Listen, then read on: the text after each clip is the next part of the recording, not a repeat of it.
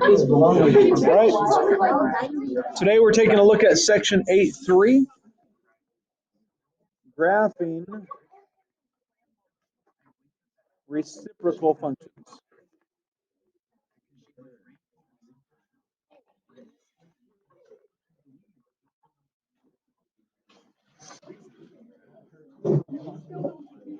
So in this chapter, we have more than one section on graphing. This is probably the easier one of them. Reciprocal functions are when you don't have an x in the numerator of your fraction, only in the denominator. So let's first consider the parent function for reciprocals, the most basic, and then we have transformations based off of this that we'll take a look at. But let's consider f of x equals 1 over x. It's the most basic reciprocal function that we have, but all of our other ones are transformations of this. So if we don't really know what's going on or what this is going to look like, it's always a good idea to start with making a table of values. So let's do that. Let's just start somewhere. So let's plug in 1. Let's start with 1. When you plug in 1 over 1 is 1. Plug in 2. 1 over 2, well, that's 1/2. When you plug in 3, you get 1/3. Plug in 4, you get 1/4. Do I need to keep going bigger and bigger? What do you know is going to happen as we continue that pattern? 1/5, 1/6, 1/7, 1/8, 1/9, 1/10. Think about what that means graphically. Each of those are getting smaller and smaller, but at a slower rate. What are they getting closer and closer to? To 0. Will 1 over anything equal 0? As that number gets bigger and bigger, it gets closer to 0, but it's not going to be there. So what do we have? What does that become? What did we learn to that last unit? As it gets closer and closer to a number, approaches it, but doesn't actually touch it, we have, starts with an A, asymptote. Yeah, we're going to get an asymptote here. It's going to be a horizontal asymptote.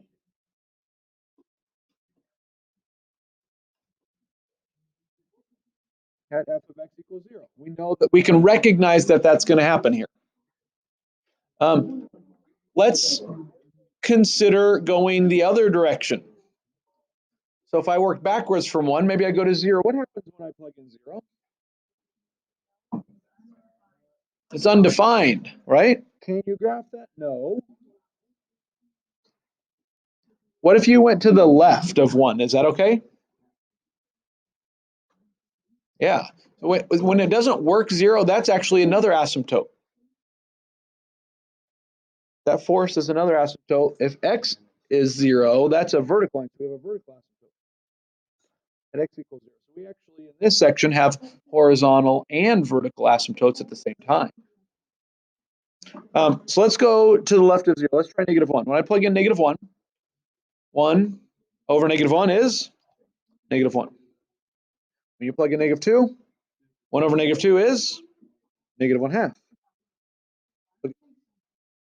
Because we don't know what it looks like. If we don't know what it looks like, we want to do several to make sure until we figure out what it's going to look like. Then in the future, we won't do as many points. 1 over -3 is -1/3. 1 over -4, -1/4. So we kind of see that we've got a similar type of situation happening. So let's go ahead now, and I'm going to switch to a graphing background. We're going to graph these points and see what we can figure out.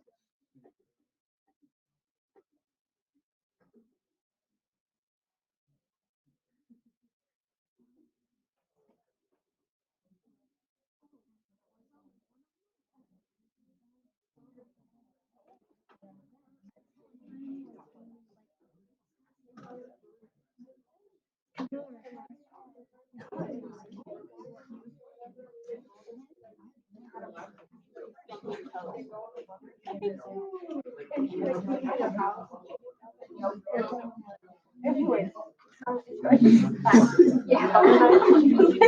away, get away. But you should put it in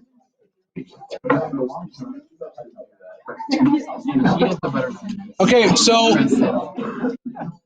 take a look at what's happening. I'm comfortable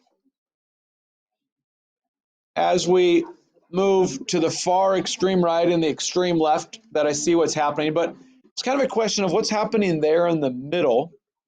I think it would be worth adding a couple more points onto my table to figure out, just to make sure I know what's happening there.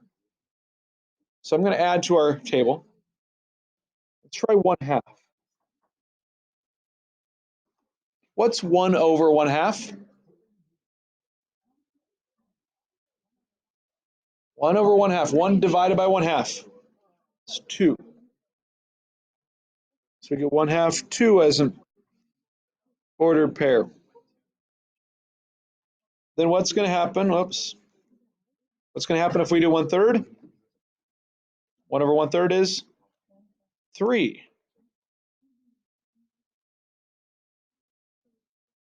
So we can see that, oh, it's going to get closer and closer to that asymptote on the way up. And then the same thing would happen if I did the negative way. So like negative 1/2 would be -2. Negative 1/3 would be -3, etc. So connect your dots. Make sure you don't cross over horizontal or vertical asymptotes.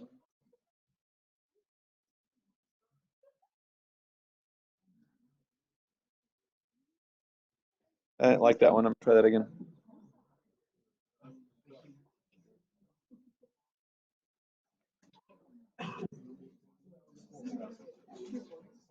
And we get this picture. Oops. We have a name for this. It's called a hyperbola.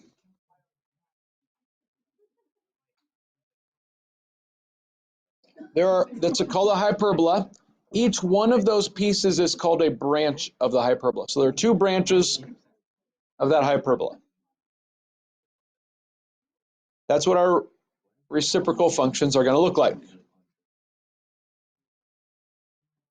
So now,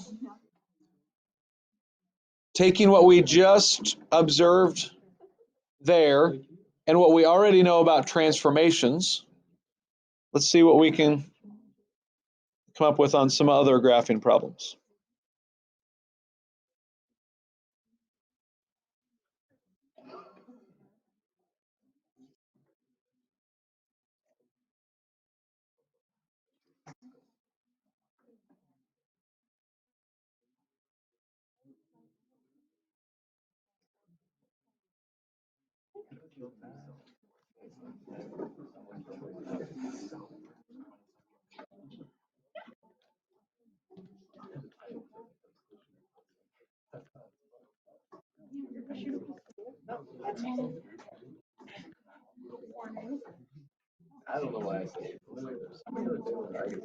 Transformations.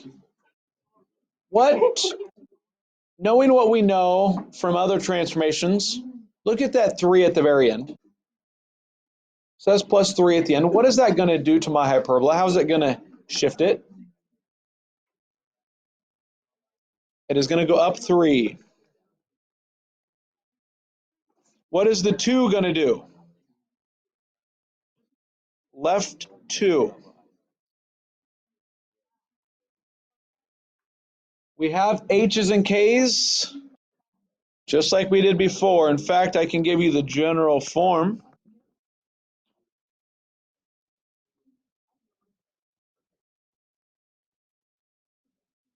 Notice there we've got an A, an H, and a K like we've done before. H always is a horizontal transformation. K is a vertical transformation. So how does that affect the asymptotes?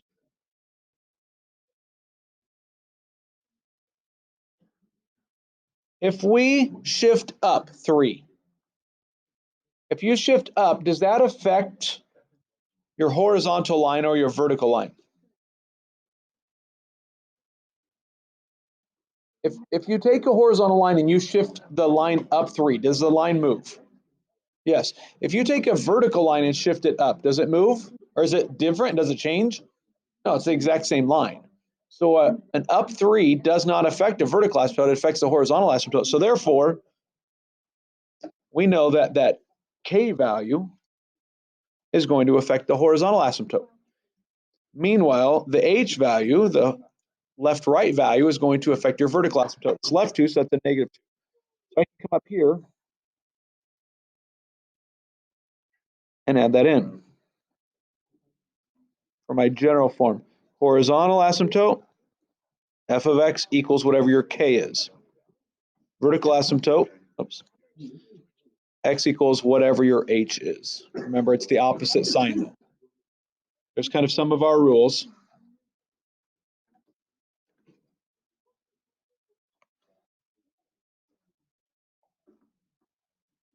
Because of that, and because I know how asymptotes work, I don't need to make nearly as big of a table. Oops, I don't know what I did that for. I'm going to go ahead and add my asymptotes here.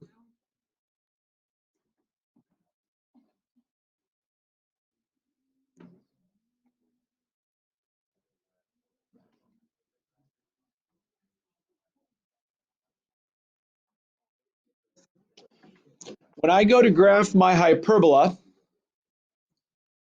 the hyperbola is going to be in 2 different corners of the grid that's made by my asymptotes, not really the grid that's made by the x and y axes, because we had some shifts left and up.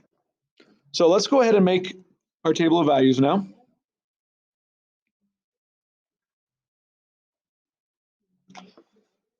And now I'm not going to make nearly as big of a table of values.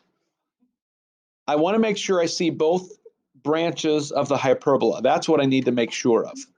So I don't want to pick a bunch of points, but I do want the left branch and the right branch. So those, the breakpoint, the difference is that vertical asymptote. I need some points to the left of -2 and to the right of -2. So if I go to the left of -2, I would have -3 and -4. Skip -2 because that's an asymptote. It's not going to work. And then go to the right of -2, you have -1 and 0. Those are the 4 points I'm going to plug in. On every one of these reciprocal functions, I'm going to graph 4 points, 2 points on each side of the asymptote. So plug them in and evaluate. First, plug in -4. So my denominator, -4 plus 2 is -2. So I end up with -1/2 plus 3, that's 2.5.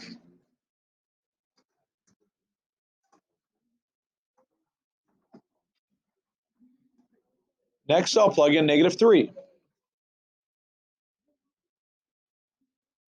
giving me a denominator of -1. So that's a total of -1 plus 3 is 2.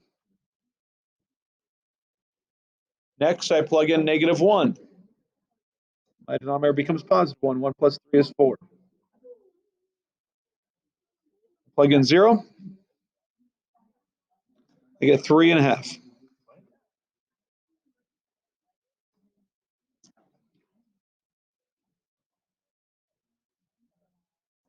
So there's -4, 2.5. -3, 2. -1, 4. And 0, 3.5.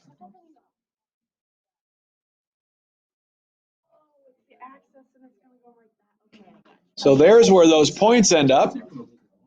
You cannot cross over any asymptotes. So I follow in an asymptote, hit the 2 points, follow the asymptote out. There's one branch from my hyperbola.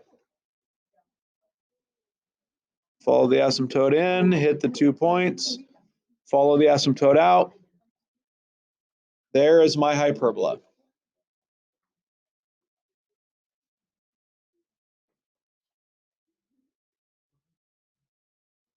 Now, one thing I haven't yet talked about is domain and range. I didn't talk about that on the last one. So let's talk briefly about domain and range. Domain we know is the x values.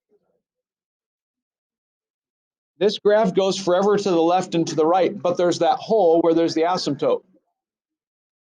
You have an asymptote at 3, sorry, at negative 2 rather.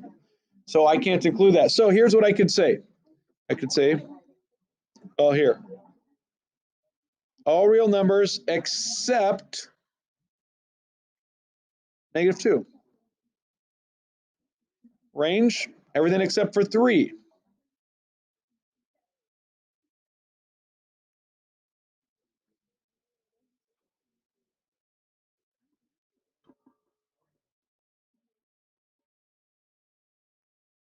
We will see a few different formats occasionally, and sometimes it depends on what book you look at or what teacher you talk to. There's a lot of different ways you can write out a domain and range, but the idea is that you're indicating not negative 2 for the domain, not 3 for the range.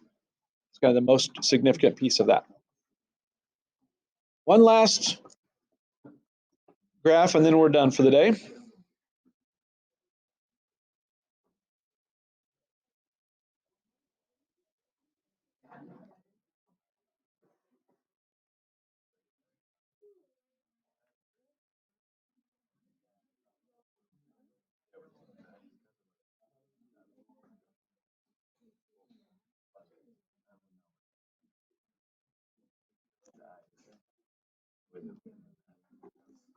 That negative 1 at the end, what's that doing to the graph?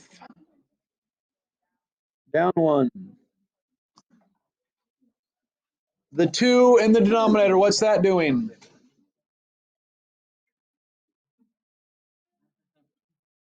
It was the opposite direction of what it looks like, so right 2. What's unique about this one versus the other ones we've done is look at the numerator. I changed my numerator. The fact that it's 4 makes it a vertical stretch.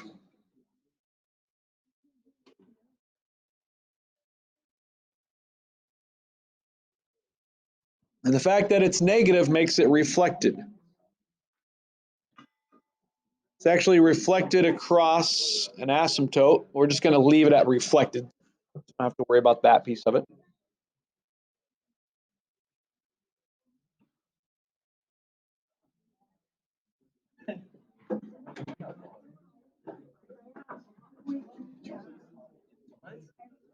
So horizontal asymptote is affected by up and down shifts.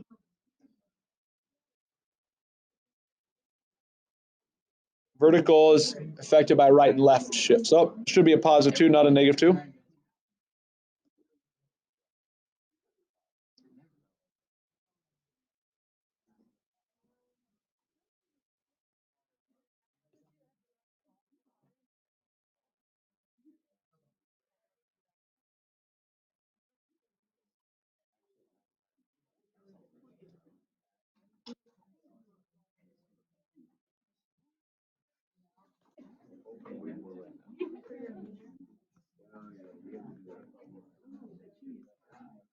I'm going to pick some numbers surrounding 2 because that's my vertical asymptote.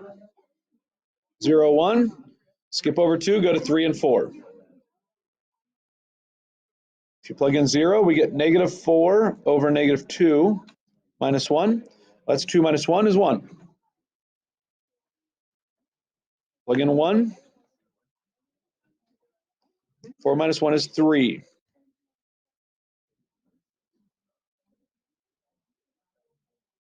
Plug in 3. Negative 4 minus 1 is negative 5.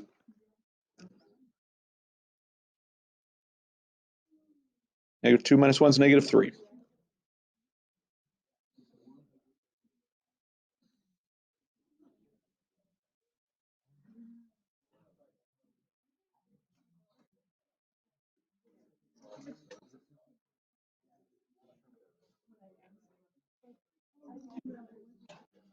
Connect your dots for your hyperbola.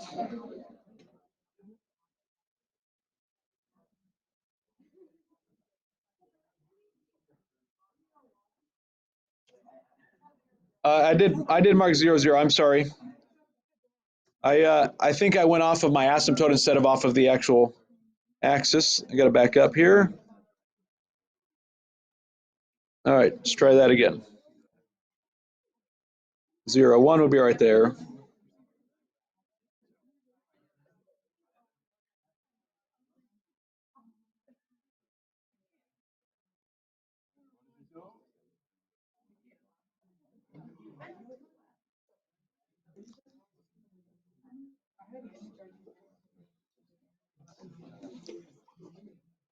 Notice the two branches, instead of being in the lower left and upper right like they were in the last two problems, it's the upper left and lower right because that reflection changed it. So they're still opposite corners, but it's not the same ones as before. Domain and range. Sometimes you'll see just simply x does not equal 2 and f of x does not equal -1. I would accept that format as well, instead of saying except. Some of you learned your domain and range in interval notation and prefer interval notation. If you were doing that, some of you don't know what that means, and that's fine. But if you do, you would have to say -infinity up to 2, but it's an open interval, and then it starts back with an open interval at 2 through positive infinity. So if you're doing interval notation, you would say it like that.